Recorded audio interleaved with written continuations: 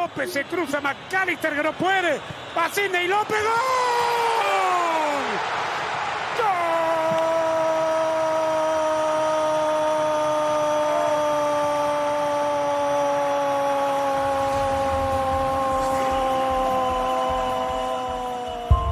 Is a presentation of Hobson Media. Woohoo! All right, what's up? Not really an opening statement guy, but I will open with this statement. I'm fired up to be here.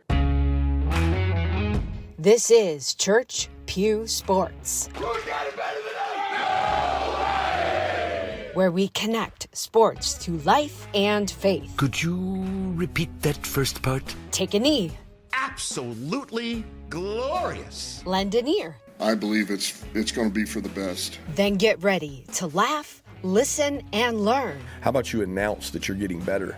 No matter your team, your favorite sport. Bowling. Bowling's insane. Bowling is crazy time. We cover it all here on Church Pew Sports. And we want to pump you up. Gentlemen, start your engines, brothers. Well, after that goal call, our engines are indeed started. Hello, friends, and welcome to Church Pew Sports, where we connect sports to life and faith, and we're so glad to have you along with us. It is Friday, what month is it? July 10th, 2026. It's 10:40 p.m. Man, what a week it's been in my world. We are glad to connect with everybody and kind of catch you up to speed on what's happening in the world of sports. Bill Hobson here, along with Pastor Paul Miller and David Collins. And by the way, you can watch this episode on our Church Pew Sports YouTube channel. Some of you may be watching it live right now because we are live streaming on the Facebook page for Church Pew Sports and on the YouTube channel. So if you're watching live, please drop us a comment in the chat. We'll put it on the screen and we'll answer your questions, or you can make fun of us or whatever you want to do. We're just glad to have you along for the ride. Paul Miller, how are you after this crazy season? The 4th of July, America 250, the fireworks, the hot dogs, the Joey Chestnut domination, the Red Hot Tigers, and World Cup. How you doing? I am doing great, Bill. I think what you just said is anybody that actually jumps in the chat for the live feed here has no life whatsoever. Zero They're life. sitting around at home on a Friday night at 10:30. What does that say about us? Well, same thing. We planned it this Same way. thing. Yeah. I had a great 4th of July. I got to go I was in West Michigan with my wife, and my father-in-law hooked us up at the American Dunes golf course. And so I got to experience Folds of Honor, and man, that was an awesome way to celebrate 250. And it was great. Paul, I have a friend who I have not spoken with in probably 15 years who decided that July 2nd or 3rd would be a perfect time to reach out to me and ask me if I could possibly get him on at American Dunes on July 4th. Now, I haven't heard from this guy in 15 years, so of course, he's so glad to catch up with me. We should get together sometime. By the way, is there any way that you could do this? And I said, so let me make sure I understand this. You would like for me on the most patriotic weekend in the history of our country to get you a tee time at the most patriotic course in the country, which is nigh unto impossible. And I politely declined. And oddly enough, we haven't talked again since. So anyways, I don't know. I'm sure he's excited to talk with me again. David, your 4th of July, besides immersing yourself in all things Detroit Tigers, how are you? Oh, I'm doing wonderful. It's been a little bit of a heat wave out here. And Paul, there's somebody sitting right here who lives in West Michigan. You were super close. Ouch. Oh, I live really close to where you just were, but I don't know. Bill, you were asking earlier what month it was. It's the month of the Tiger. It is. It's been the month of the Tiger since June 1st. All right. And I know months only have a certain amount of days, but that was all Caesars and they made it up anyways. The month of the Tiger is as long as this thing keeps riding, baby. Let's go. They are pretty red hot. By the way, it was just a few months ago. I don't want to cause trouble or stir things up. I think David was in Minneapolis where Paul lives. And it was Paul's fault that we weren't together because Paul wasn't in Minneapolis. Oh. it's a little revisionist history going on there, but that's okay. There was one like small period we could make it work, but then I got surprised with something. I got to go to a Vikings preseason. I just want everybody. Bro, you are the most important person in my life that I have never hung met. out with. Never been in person with him at any point in your life. That's fantastic. One of these days. Well, what a celebration America had, and we are just enjoying summer, so our schedule for the podcast is a bit sporadic, and I'll fill you in a little bit more on my world as we continue along. But one of the things that we've been doing the last few episodes as we gather is leading off with just some of the top headlines. Now, we do have some World Cup talk coming your way, but let's start with some of the other sports headlines. And the first one, there's nothing more exciting, Paul Miller, than being able to head into the courtroom again with lawsuits in the NCAA world. So what's the top headline that we're going to start with? I'm just lobbing it up for David to hit this one. We all knew that when they went to the 5-for-5 rule, where college athletes have 5 years to complete 5 years of they get 5 years of eligibility, but they have to complete it within 5 years, that there was going to be some class of student athletes that was going to decide that they were being mistreated because they had just completed their fourth and they were not being allowed to be grandfathered in, essentially. So sure enough, we have 30 NCAA college basketball players from the class of, I believe it's 2022, who are suing the NCAA. And the basis of their lawsuit is that when they were freshmen and were competing against fifth year and sixth year seniors, that was a financial hit that they took because they had to compete against older players. So now they're asking the NCAA to make it right by they're asking the NCAA to move the goalpost back 1 year.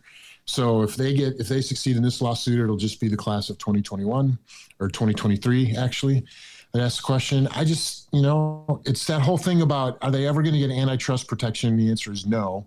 So there's just always going to be lawsuits. Well, it does seem that way. And whenever we talk about NCAA and policy changes, revisions and updates, it seems like the next paragraph is the number of lawsuits being filed, class action style, because nobody's happy with pretty much anything. David, I'm going to put you in the judge's robe for this one. What's the not what's the most likely outcome? What should be the best outcome in this scenario? The 5-for-5 and eligibility and all that stuff. I'm really fascinated by this whole situation because honestly, there's not truly precedent. I mean, there have been class action things in the past. I know Iowa football tried to, organize and get together, form a union, some different things. This one actually is tough because you're bringing into account a bunch of stuff that we've never dealt with before. I mean, you had COVID years, which added extra years onto other people's eligibility. You had people coming back 6 years, 7 years. We make jokes about it all the time on this podcast. How Indiana, their team was essentially a year younger than the Chicago Bears starting off at. So it's like there's all these things happening, and the problem is there's no template for how to deal with it because the template always used to be the NCAA gets to end up deciding what happens. And since they've been proven to be completely a toothless organization, despite how much they bark, it's really interesting to me how they're trying to maintain relevance. And I know you brought up the antitrust thing, and listen, I'm glad they're not going to get antitrust. It's completely ridiculous that they would get this immunity to rule it in a way that they want without ever having to be questioned on it.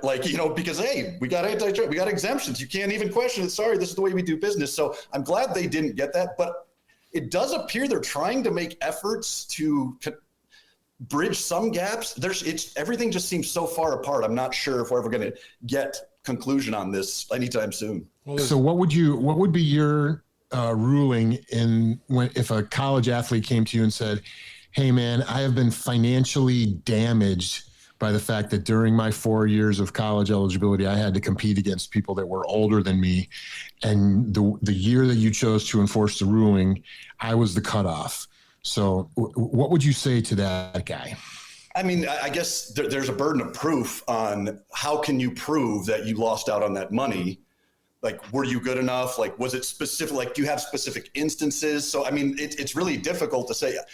It does seem unfair, and it stinks that the rules changed out from under you, but at some point rules have to change and rules have to adjust, and you have to figure out how to deal within the structure.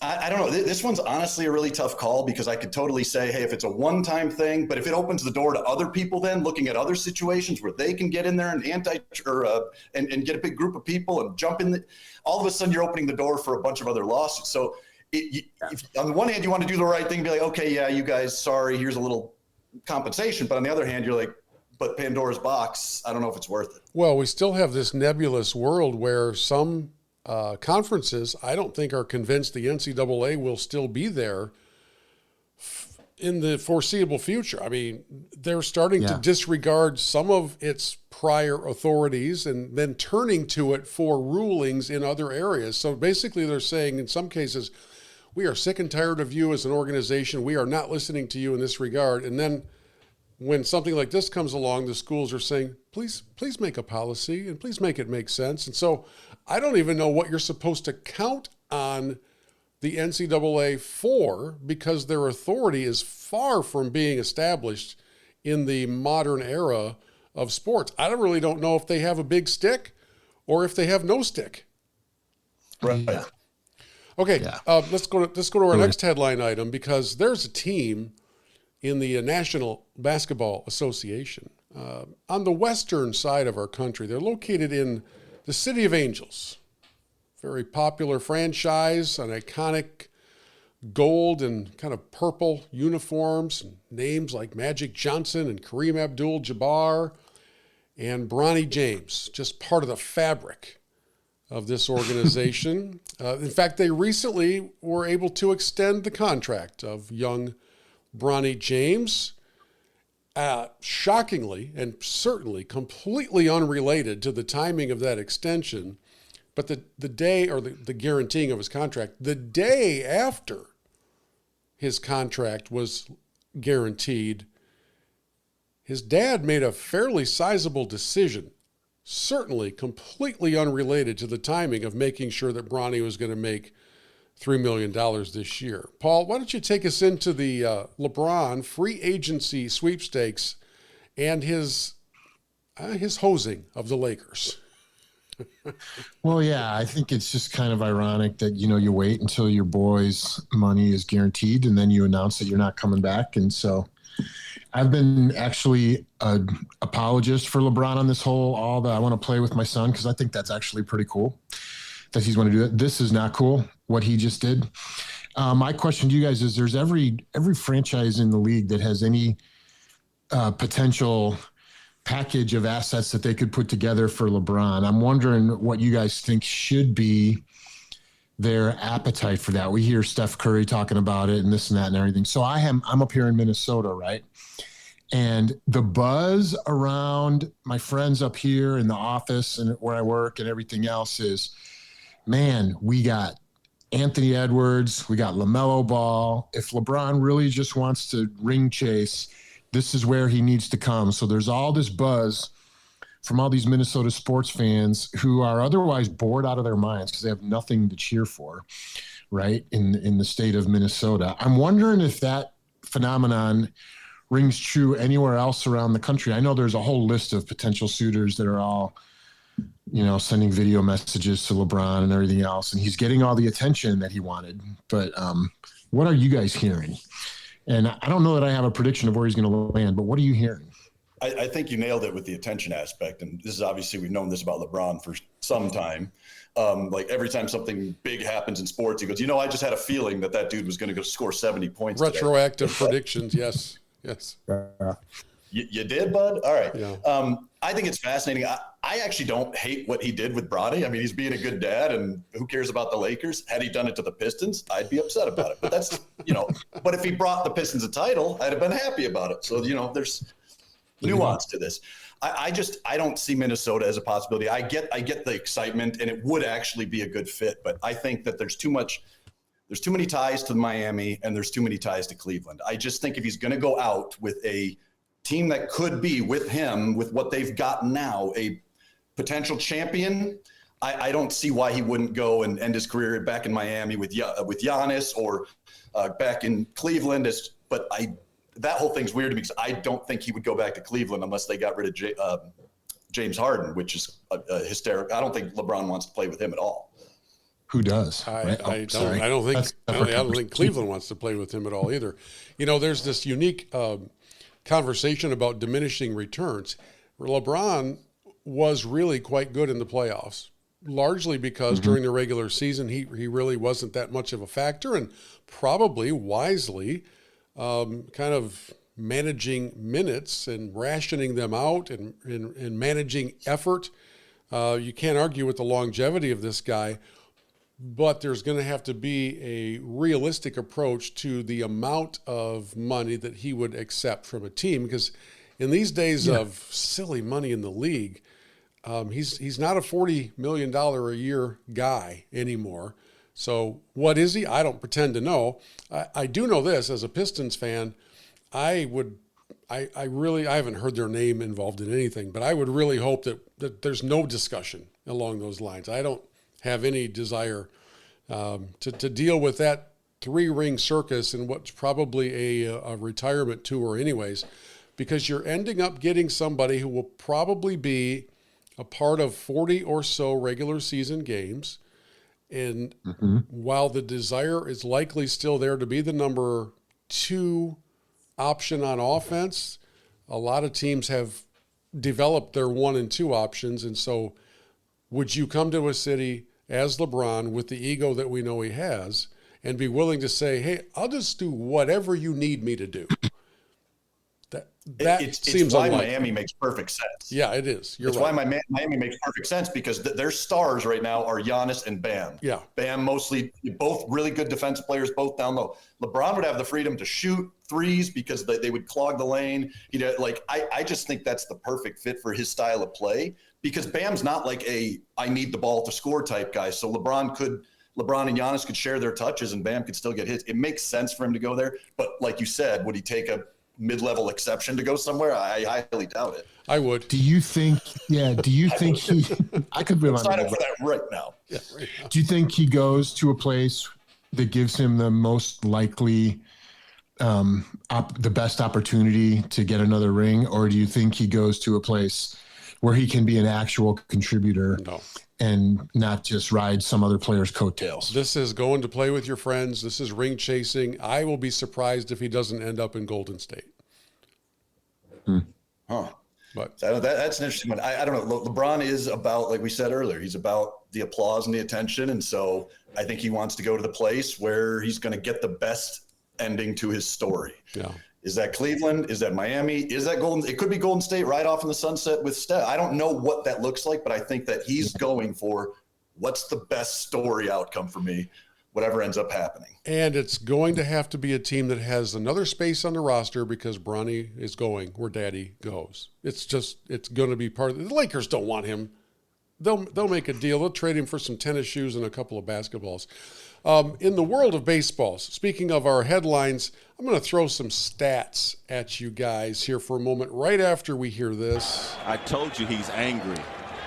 Wouldn't want to be Cabrera right now. That's why. See you later. My goodness. He struck out the side. Verlander says, get me a run.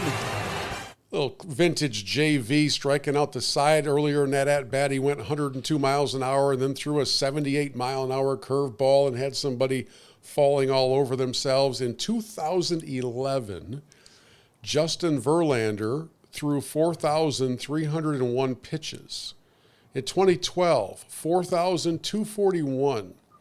In 2017, 4,065. In 2019, 4,046. He has the record for the most pitches thrown in a season by an active pitcher, including the postseason. Here we go. David Collins, give me your best guess. Total, maybe you've cheated and looked at the sheet. Total pitches thrown by Justin Verlander in his career. I have no idea. 40,000. 62,059 pitches in his career. A workhorse, an ace, a Cy Young winner. And when he signed with the Tigers this year, I think very few people were expecting him to be a major contributor. He was willing to go and work out of the bullpen. They tried to give him a couple starts, and it just didn't go very well, and now the injury bug has set in. And so he did make the announcement that he'll be retiring at the end of the season. Commissioner Manfred created or named him to the All-Star team as a legend pick. He's joking about how he is old enough to be the father of Kevin McGonigal, a Tiger rookie who's on the All-Star team. And Tiger also, legend. Yes, and also what it will be like to be at the All-Star game with his own baby son. So these are fascinating times in the world of Justin Verlander, and with him announcing that the end has come, David Collins, the floor is yours to talk about what JV has meant to the ultimate Tiger fan. You know, some of those, there's some people like you imagine you put them in a silhouette and you just watch them do like go catch a ball or something. You're like, I can tell who that is right off. Verlander is he is the most mechanically sound pitcher I've ever watched. I remember back in 2006 when he first got up with the Tigers, and there he is, you know, super young, making a push for the playoffs. He was, I think, the most impressive thing about him, and it's exactly what Bill was just stating there. It's every fifth day for 7 to 8 innings, that dude took the mound. We will never see what we're seeing. This batch of like Hall of Fame pitchers that are coming up, Clayton Kershaw, Justin Verlander, Zach Greinke, these guys were the workhorse guys. They were the every 5 days. You were going to give you 6 or 7 innings, and they dominated. And I love Verlander. Like when he was talking specifically, they asked him about like how proud he was of everything, you know, the whole shebang. And he said, I'm proud that even when I wasn't good, I was able to eat up innings for the team. That's a dog right there. That's a workhorse right there. That's a guy who looked at his job and said, I don't have it today, but I'm giving everything for these guys. He was a stud in every sense of the word. I was so sad when he left to go to Houston, but I'm so thankful that he got those World Series. You know, unfortunately, you know, he wound up with, you know, Kate Upton as a wife. The guy's had a rough life in a lot of areas, but that's why I'm glad that, you know, he finally comes back to Detroit. And I agree with you, Bill. I think everybody in Detroit was happy with it. Like, no one expected anything. We probably overpaid, but every Tigers fan I talked to was like, especially the spring training photos came out, and it was JV in a Tigers hat, and everyone was just like, this looks right. This is what the world is supposed to look like. And Justin Verlander, absolute legend. He's going to walk off the mound and walk right into Canton because that dude deserves it. He's an unbelievable pitcher. And I'm so thankful I got to watch him for his whole career. Yeah, and he went out in such a classy way, and he just said, I always want to be able to give everything I have, and I've done that. I don't have anything else left to give. So I don't know what happens at the All-Star game if he even throws a pitch. Doesn't matter. Maybe he comes out, tips his cap. I don't know how that whole thing works. That to me also, and I forgot to bring that up, I love that they did this. They started this a few years back, you know, with like Pujols and some other guys. I think it's a fantastic idea. Like, give a guy at the back end of his career, a legend, some love in his last. And it's not like you're playing, like, you know, he's going out and exchanging lineup cards and whatever. But I think it's a true honor for him. And especially you get to see, as a Tigers fan, McGonigal and Verlander here. It's going to be fascinating. And I'm very, very excited for my whole thing, Bill, is what I'm hoping is somehow, some way it lines up and he does enough rehab and whatever. And like the last start of the season, right before the playoffs, because he won't make the 40-man or he won't make the 60-man for the playoffs. Right. But the last start of the regular season, Justin Verlander goes out there. That would be amazing. Yeah. Amazing. Yeah, that's good stuff. Okay, so let me ask you, Tigers fans, because I'm not the biggest baseball guy, but I was on Yahoo Sports today and I saw a headline that said the Dodgers, who are now the evil empire, right, are thinking about making a play to trade a number of their prospects and that kind of thing from their very deep resource pool for Skubal, so they don't have to face him in the playoffs. What would it take? Do you think that's just a bunch of hot air, or what would it take for that to make sense for the Tigers? Well, I don't think it's a bunch of hot air, but there's this interesting position that the red hot Tigers are in, because the question as to whether they're going to be sellers, buyers, or holders, I don't know that it's been firmly decided. They're in a very weak division. They're still very much in the mix. They played the worst baseball in the history of the game in the month of May. That's turned around.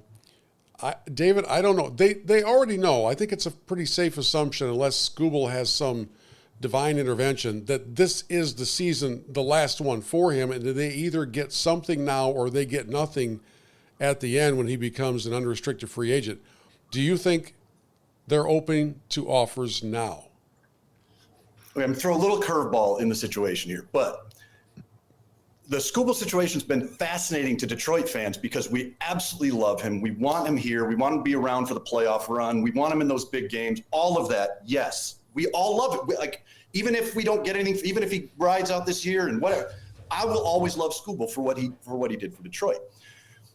But the fascinating thing here is the last 10 games, with only one of those being a Scooble start, the Tigers starting pitching the last 10 games has been the best in baseball by a long shot. It's like under 2 ERA. Like, they are killing it. So now you're looking at a rotation where Casey Mize appears to have taken that step. You got Flaherty looked really good tonight. Framber for another few years. But you talk about Troy Melton.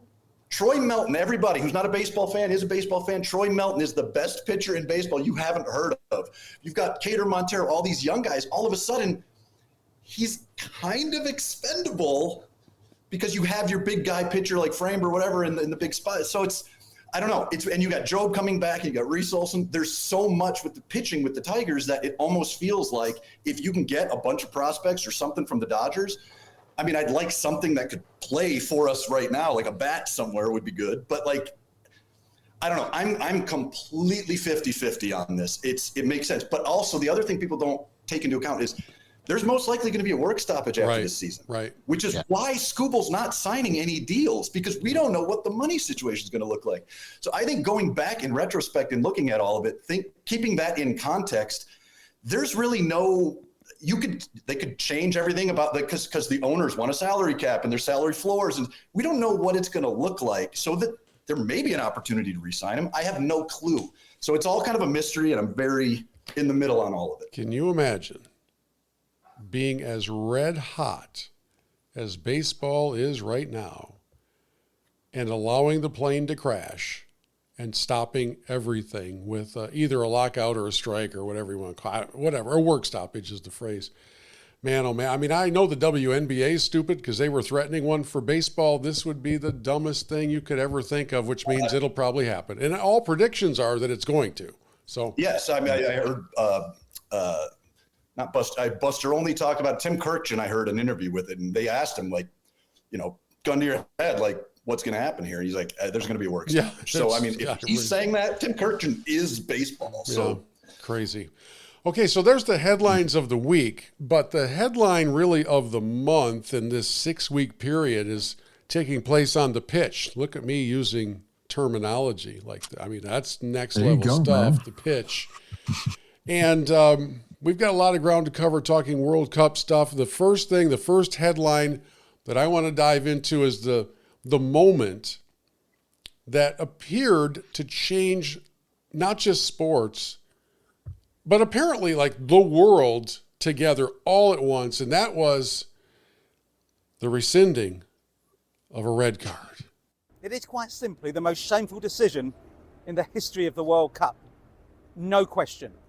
FIFA's call to allow USA striker Falarin Balogun to play against Belgium after he was sent off for a violent conduct red card following a VAR intervention defies belief, defies integrity, defies everything the game is about. I don't know if it's because of the accent that it sounds so much more grave than it actually is, but it was almost like you're listening to a report during World War II. I mean, this was I heard words like despicable, reprehensible, and all of these different adjectives put on this situation. For those of you who aren't deeply involved in it all, one of the American players named Balogun stepped on the foot of a player from stepped on the foot of a player from where? Bosnia. Okay, Bosnia-Herzegovina. And they then go to replay. They take a long time to look at, and most of the replays in the World Cup are pretty quick. This one took a long time to look at, and the official came back out onto the pitch and held up a red card, which means not only is Balogun suspended for the rest of, he's ejected from that game, he's also suspended for the next game. He's one of America's top players. Then it comes to be known that there's not an appeal process. Everybody thought at first, no, they can appeal that, and there's going to be a chance for him to be reinstated. And then it was announced that, no, you cannot appeal this. I don't really know why. I don't pretend to know why. I don't care to know why.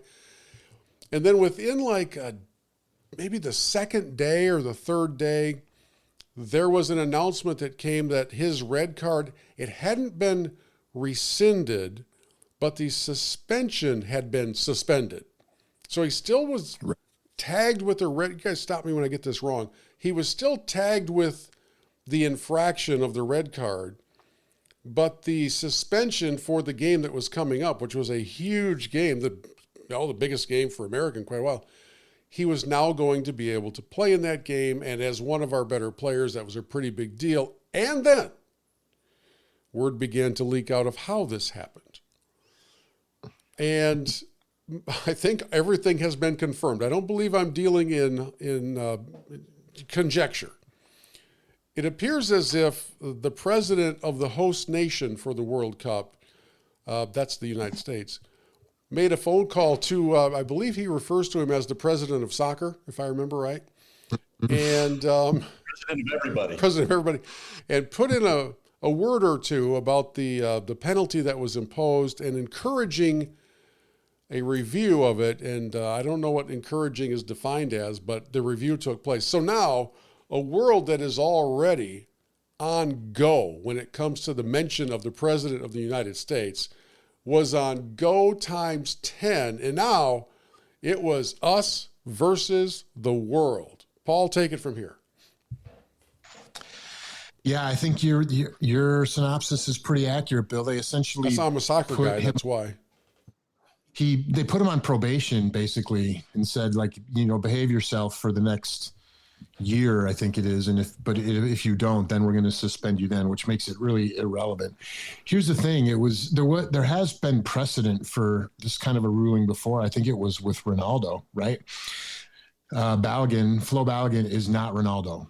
And so the fact that it benefited the U.S., the fact that it was looks like our president put his thumb on the scales a little bit to see if he could suggest that they review the decision, however you want to say that.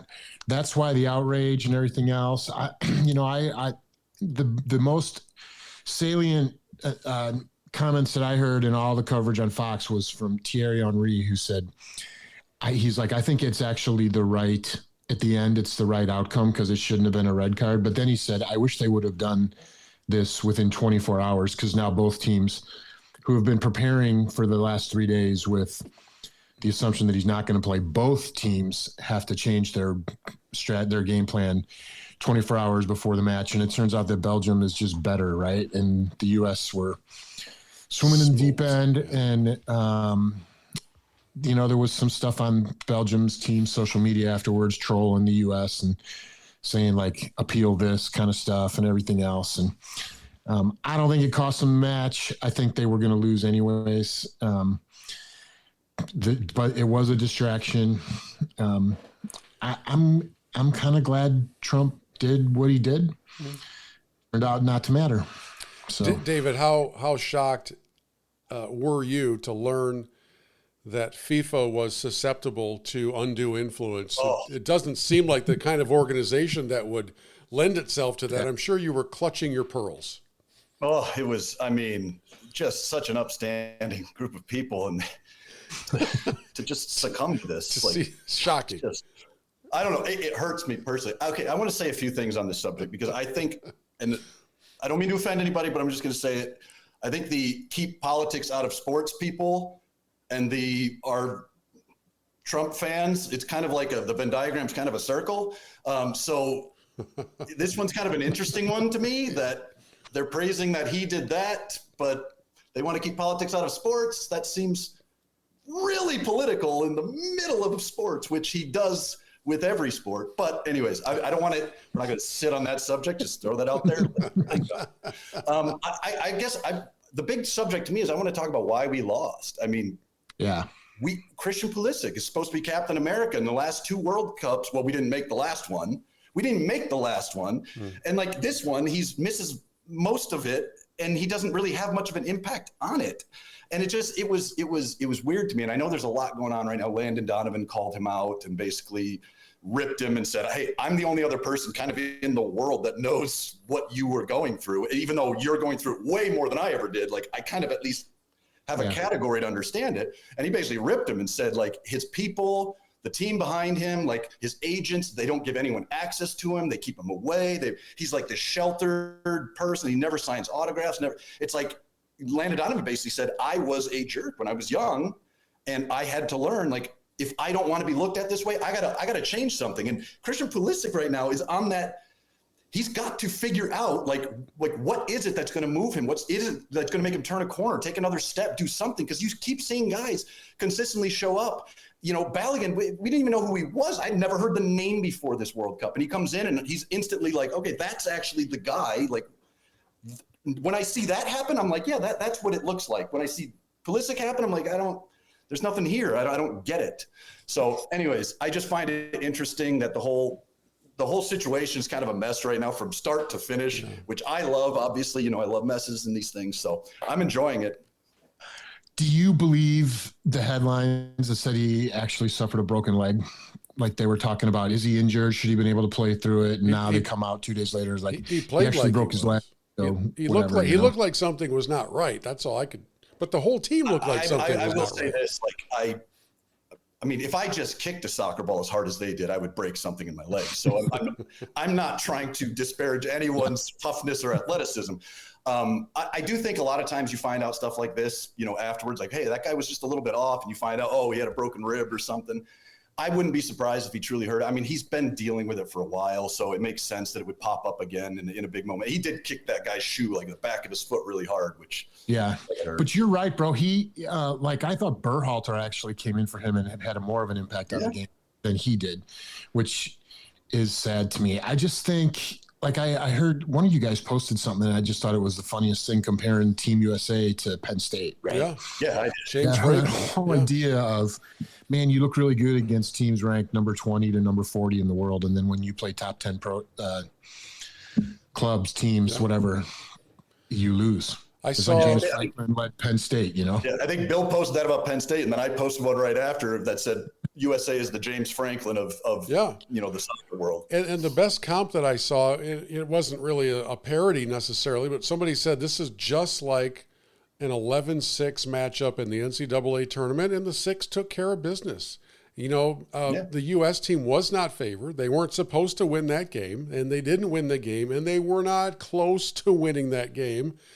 But they also showcased a complete collapse in composure from the goaltender's position. I mean, there was some decisions made. I don't know soccer, but I do know that you don't do the things that fourth grade soccer players do. And so that led directly to a really, I think, Paul, you said it earlier, an embarrassing kind of a loss. They just got smoked at home, by the way. This was a home game. I know it's a big home, and I know that we had the president on our side, but we got destroyed. And by the way, for those who care about this kind of thing, the ratings in America since then, of course, have taken a steep dive because a lot of peripheral soccer fans, myself included, would make it appointment television to watch whenever Team USA played once every week. And so now you're gonna see a lot of drop-off in that. But there's still really good competition taking place. It is fascinating. And I played this at the very beginning of the show today. But, you know, if you have the chance, I don't want to say this to disparage the American broadcasters because they're good. They're fine. They know soccer or whatever. There is nothing like Argentinian soccer broadcasting, and these goal calls. Monteiro. It's just wild. Semedo. Libre. López se cruza. McAllister que no puede. Va Sidney López. ¡Gol!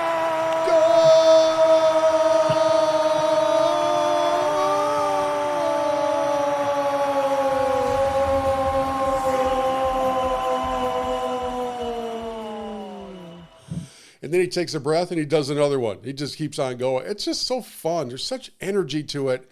And I know you guys have both been telling me that there's nothing like the electricity in a stadium around World Cup. And now having been able to watch it for a few weeks, it's crazy. It's LSU Saturday night home game in the Swamp. It's, you know, that an SEC evening game in one of those big rivalries is the only thing that I can compare it to, because the Big Ten doesn't get that loud. There's not that much electricity even in the big game. It's crazy, and it's been such good theater. So, Paul, other than the U.S. doing what it did, what have been your biggest surprises, or are you looking at the semifinals and seeing exactly what you expected to see? Well, it's kind of, man, I think the World Cup just continues to deliver great theater, you know, and we're like the top four teams, the top four rated teams are still alive. France and Spain have made it all the way through the semis. England and Argentina are playing tomorrow, I think it is, to see if they end up filling out the other half of the bracket. Game. Yeah, it's going to be some great soccer tomorrow. And so it's the teams that we want, you know, if you're a soccer purist or a football purist, the teams that you want to see playing in the money games, right, are making it through. And the players that you want to see leading the way, like Mbappe and Erling Haaland, Thor, and Messi, those guys are all competing for the Golden Boot. So like it's like all the storylines that we would want are there. The U.S., we said before the World Cup started that if the U.S. made it to the round of 16, that would be a successful tournament for them. If they made it to the round of 8, that would have been exceptional, and they didn't. So they kind of did what we would have expected them to do. It is what it is. The games have been great. The atmosphere, the crowds, everything else. I'm flying tomorrow to Kansas City for a week-long conference, and I think it's one of the semifinal games is there or something like that. So apparently things are turned upside down in Kansas City right now, and I'm really excited to see what the atmosphere is like, and I'm sure it won't have any effect on the stuff we're trying to do while we're there. That leads me to a question, Paul. I know that you're going to a conference with, I think, 4,000 young people, right? It's a big deal, huge deal, big annual deal. Yeah. But leading into one of the general sessions, as you're out in the lobby and you're helping kids get in through the doors and the countdown timer is up there, but the soccer match across town is going to start in like an hour, and somebody comes up to you and says, "Man, Paul, I know you're into soccer. I just got a couple tickets here. They're only for today. So would you like them? Because I'm a keynote speaker. I obviously can't go." What's Paul Miller doing in this moment? I'm probably taking the tickets, and then if I can't sneak out myself, I'm probably seeing what kind of money I can make with the tickets. That's probably what I'm doing. David, what are you doing? Are you dropping everything no matter what?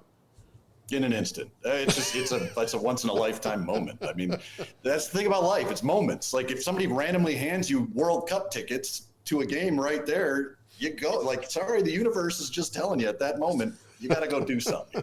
Yeah. And you don't sell them. You go use them. You go if you can, right? Like my son Jake lives in Dallas, right? And so he is a big soccer fan. So what do you think he's doing? He's beating the bushes right now to figure out how to get a ticket to the France-Spain semifinal.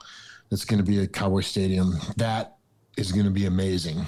So, hey, two of my uncles have snuck into a Super Bowl before. So if you want any help in that area, I know some people. It used to be easier. It used to be easier than it is now. Okay, let's move on. Let's get to our holy discontent. It's time to blow off some steam. Get it off your chest. Rant about what's most bothering you. I got a lot of problems with you people. Now you're going to hear about it. It's time for Holy Discontent. Let's have David Collins lead us off in the blowing off of some steam. Well, as you all know, I'm the people's champ. That's what it says right there on the screen. It says it right there. The people's champ does things for the people. Yeah.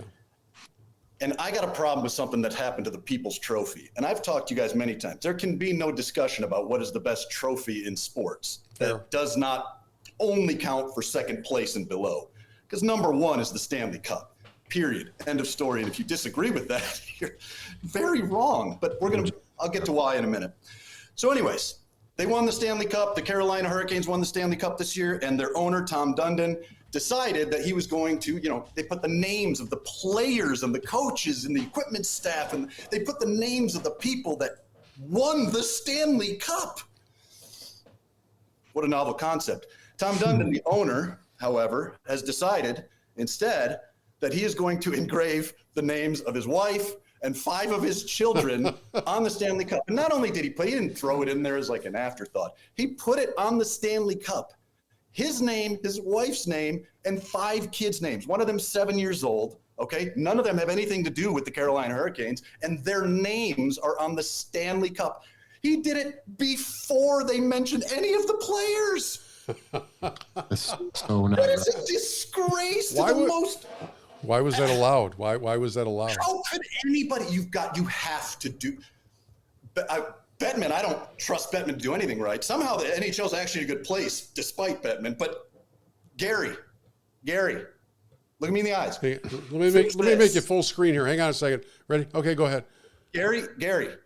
I don't mind if Tom's name stays on there. He owns the team. But you look at me. His name goes after the players. All right? And none of his other family members go on there. I don't care if Veroshka or Dax and any of the other kids out there. They don't get on the trophy. All right? This thing is sacred, buddy. All right? Fix it. Yeah, well said. And how long until a team wins it all and decides to put the name of their primary corporate sponsor on there? So it's Domino's Pizza, and then it's... If a team came to me, if the Detroit Red Wings won and they came to me, you're a huge fan, we want to put your name on the Stanley Cup. I would say, with great respect, thank you, but my name does not deserve to be on that cup. Period. End of story. Because I'm a real sports fan. I don't do this crap, Tom Dundon and Dax. And Drew. All right. Paul Miller, American Outlaw, you're wholly discontent. Yeah, Bill, American Outlaws are one of the big supporters organizations for U.S. soccer, just so you know. That's what that is. I did not know that. Yeah, I figured you didn't. My holy discontent is with VAR. We've been talking about this so much as we've been trading text messages during the matches and stuff like that. And the technology is so precise that you can be offsides by a shoelace, kind of, or a toenail kind of thing. Yeah. I think we have the clip of the call that was made against Croatia, and I just want us to listen to this call. Perisic was waiting, Matanovic, and is it going to go in? It does, it's remarkable! Gvardiol was on the scene. Croatia player number 20 touched the ball and headed to the goal scorer. Final decision, offside. Yeah, so what happened there is the Croatian player, the ball hit his hair, and that ended up playing his teammate offsides, and the tying goal against, I think, Portugal got called back. It's crazy. Here's what's amazing to me, Bill. We were joking about this, like you were talking about.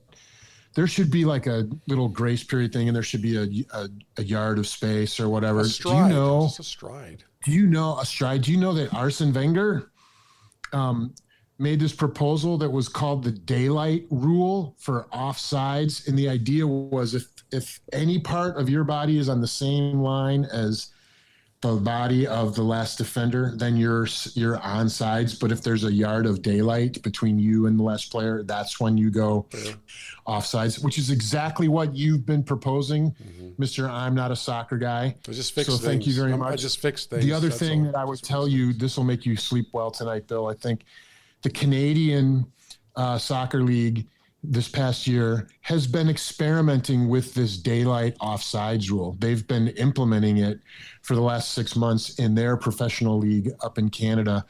And the players have been having a little trouble adjusting to it, but it's made for much better theater. And the calls that have had to be made are not drama based on a little bit of your hair touch the ball, and there's more scoring. It makes it more entertaining. If games are 5-4 instead of 1-0, people would like soccer more. I'm sorry. Yeah, so it is like that, how the NHL plays the blue line, right? It's kind of exactly drag your back the concept.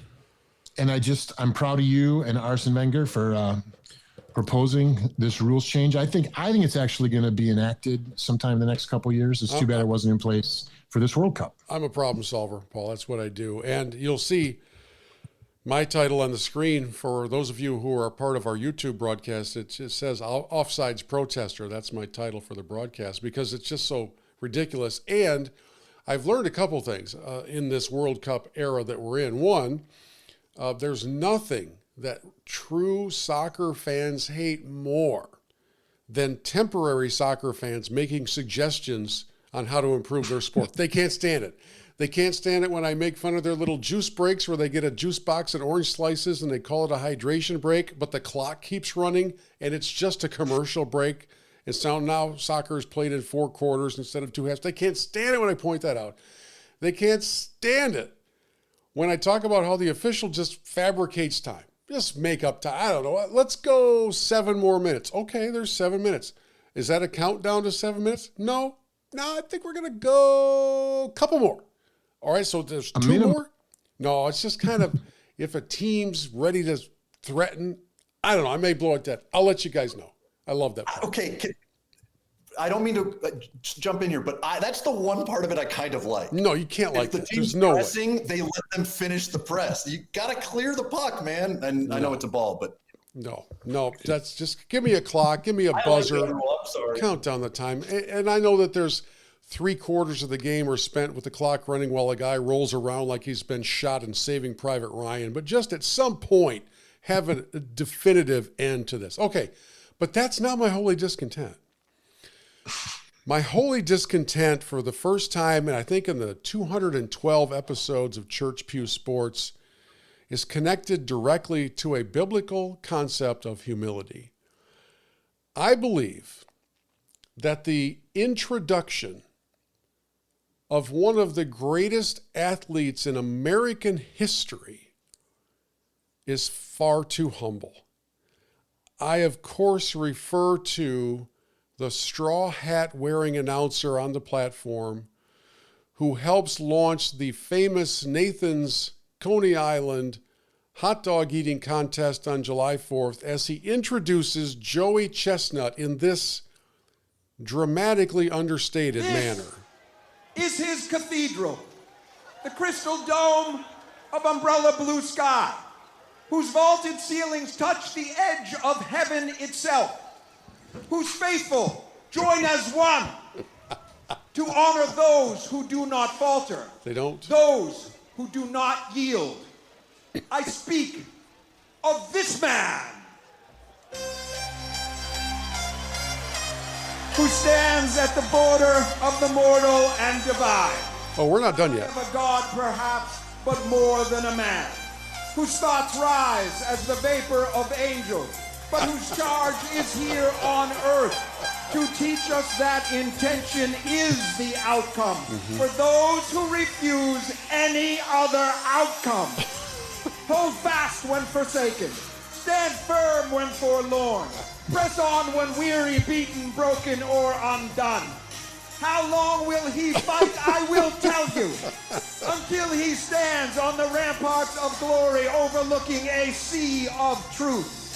For he is the champion of now and of always, of the air, of the fire, of the sea, of the land, of the free, of one nation.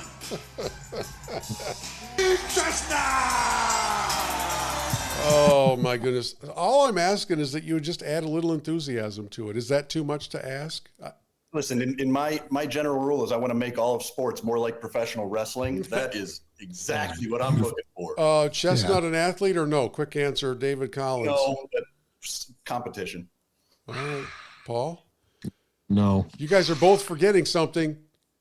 2 years ago, he's in the middle of eating and he gets attacked by a protester, pounds the guy away while continuing to eat hot dogs. That's not an athlete. That's an enforcing hot dog eating champion, David Collins. Keep politics out of my sports.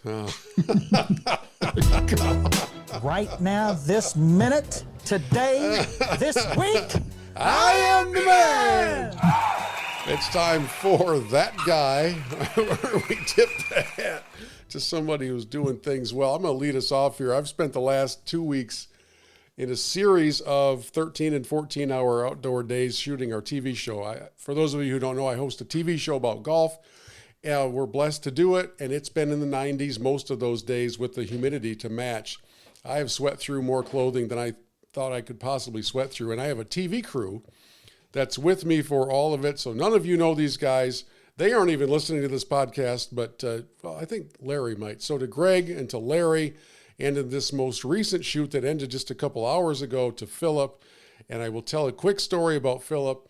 He rode with me to our shoot 2 hours away from my home. He rode back with me from our shoot where his car was waiting in my driveway. And when he got out of my vehicle, we began to unpack things, and he realized that his suitcase is still sitting in the hotel 2 hours away. That's how this week went and ended, and I'm just thankful for those guys because, man, we have a lot of fun. We eat way stinking too much, and we are greatly blessed, but I'm grateful for reliable and talented and dedicated folks that work with us. David Collins has been with us on crew before as well, and it's a good time, but it's been a hot time. So to those guys, thank you. You're my that guy for this week. Paul. Okay, my that guy, I think this is right in your wheelhouse, David, as well. You were talking about Erling Haaland, the guy who looks like Thor, plays like Thor for Norway, right? He's 25 years old, and he has a girlfriend that he isn't married to yet.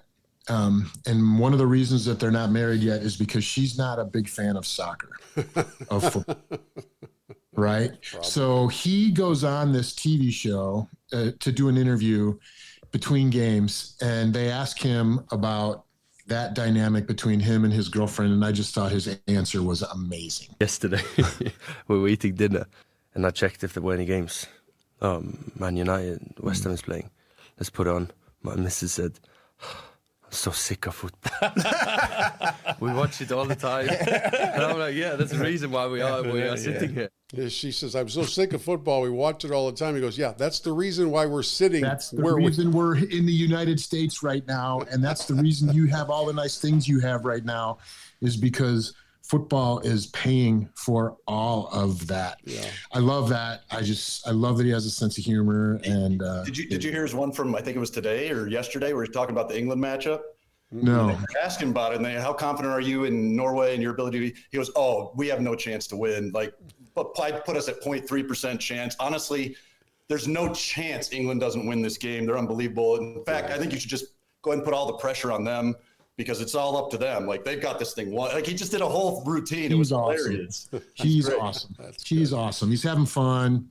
He's joking around. He's not taking himself too seriously, and he's dominating. He was built by God to do this thing. Like, I mean, what in the world is that human being?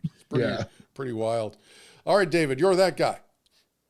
Yeah, that guy, and I just texted Bill, and I'm very upset about this, but last night there was something really special that happened in the Tigers game. Oh, yeah. There was you see it now? Yeah, I'm kicking myself. Hang in there. Phil, for a minute. I may be able to find it. Yeah, I can do that.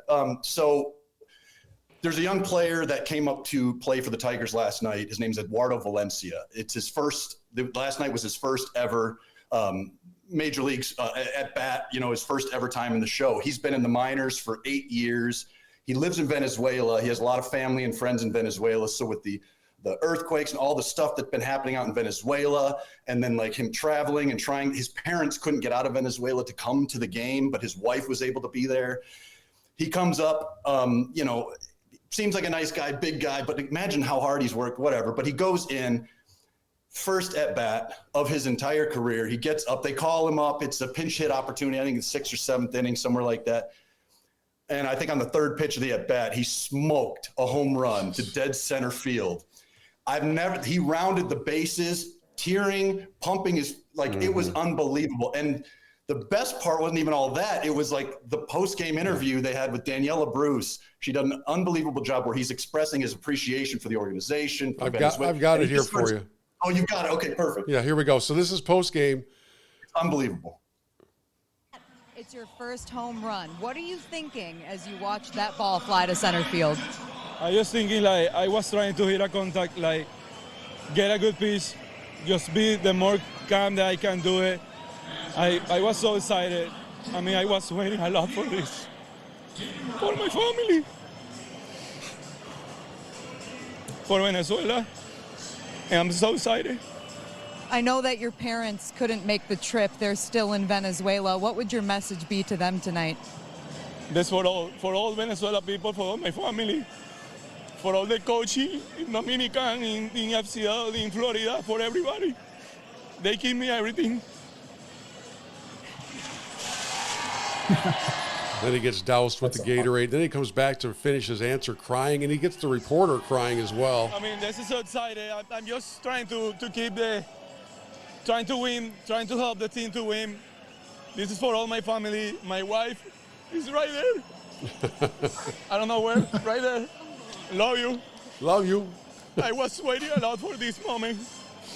It's so exciting. Yeah. This is so. That's a great call, D. Very good call. And then the beauty is after the interview, they didn't cut the camera from him. Right. She said goodbye to him, whatever. No, the announcers didn't say a word. You just watched him as the camera followed him, and he went and he just gave his wife the biggest hug right there on the field. No one said it was like a minute and a half of just them, like it was just emotional. Yeah. You know, and I'm like, Tom Hanks, I'm sorry, but there is crying in baseball. I'm tearing up right now, man. Like, come on. That's a great call. It was a beautiful moment, and I had to bring it up because it was just a special thing to watch. Yeah, great call. Cool. Great call. Let's finish it up with a 3-minute message. Homer, I'd like you to remember Matthew 7:26, the foolish man who built his house on sand. And you remember Matthew 21:17. And he left them and went out of the city into Bethany, and he lodged there? Yeah. Think about it. Think about it. Okay, man, it's been super fun to talk on this episode about the World Cup. And if you've been watching and if you've been paying attention, you notice that at the end of the U.S. matches, they started this tradition of a team prayer at the end of their matches, and kind of just gained momentum. And I noticed that the circles got a little bigger as the tournament progressed for the U.S. and all that. So I did a little digging to figure out what's the backstory of that. Turns out that that tradition was started by Mark McKenzie, who's a backup defender on the team. And he just went to a couple of his buddies on the team who he knew were believers and said, hey, man, let's just pause for a word of prayer after the game. And just kind of grew from there. And so what they typically do is, or what they've been doing is they would wait until the stuff is over. They'd wait till after John Denver's done singing and all the post-game stuff is done. And then they just kind of bow for their moment. And they go, and Mark gets in the center of the circle and leads the prayer. And he was asked about it, why they were doing that, and why they did that after their loss to Belgium as well. And here's what he said. He said, post-game is an intense moment because you have a win, a loss, or a draw. Sometimes it's great that you win. Sometimes it sucks that you lost. And sometimes you go into a draw and it's like, oh, we deserved it, or we should have come out with more.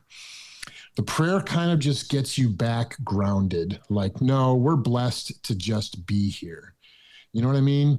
We're blessed to even have this opportunity on this stage.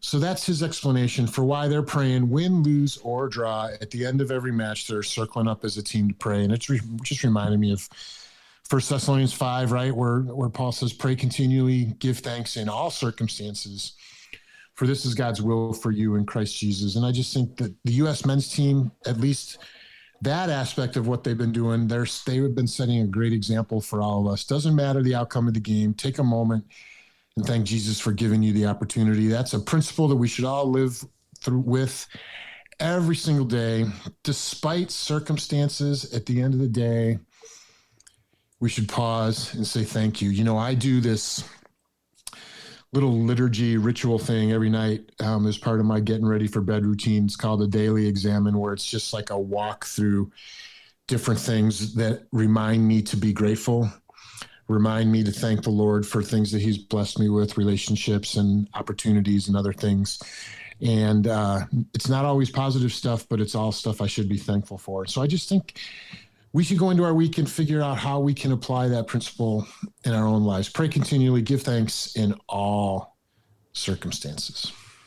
Very well said. Good stuff. Thank you all for joining us here for the podcast. It is summertime, so we're a little sporadic in our scheduling and our recording, and we're all trying to get together while we still live life. And Paul's going to be blowing off a big conference to attend a World Cup game here in just a couple of days, but we also know he has 4,000 young people coming to a conference, so we'll be praying that that goes well. And appreciate you all being with us here on Church Pew Sports. David Collins, thank you. Paul Miller, thank you. And to all of you, please check us out on churchpewsports.com and follow us on Facebook and X. We'll see you next time on Church Pew Sports.